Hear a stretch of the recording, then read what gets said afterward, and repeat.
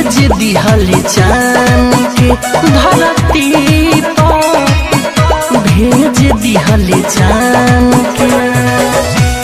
परी लागता रूह तू तो पवन आसमान के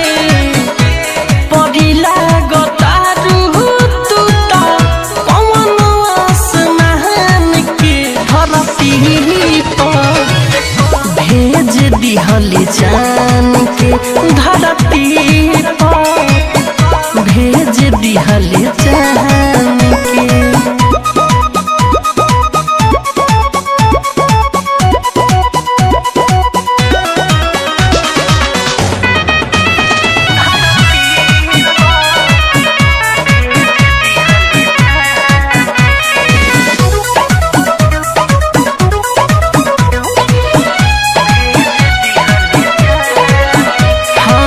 देखी के तो के सुकून दिल में मिले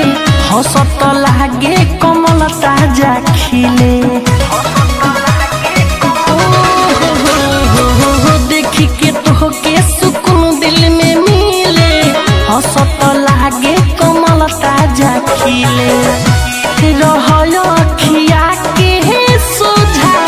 ले ला मोरे परान के रहयो खिया के सोझा भोले ले ला प्राण के धरती पर भेज दिहली चान के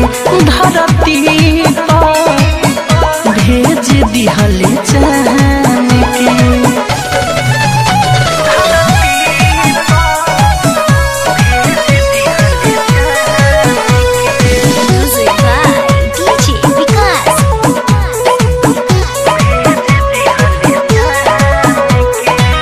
रखी मिठू तो के दिल में संभाल बनौले ऊपर वाला समय निकाल अरे करे हाँ रखी मिठू तो के दिल में संभाल बनौले ऊपर वाला समय निकाल राहुल रसिक नहीं भूलिए एहसान के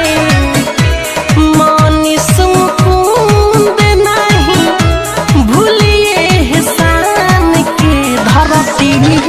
पर भेज दिहली चान के धरती पर रे भेज दिहली चान के परी लागता रूह तू तो पवन आसमान के परी लागता रूह तू तो पवन आसमान के धरती पर भेज दिहली चान के धरती पर भेज दिहली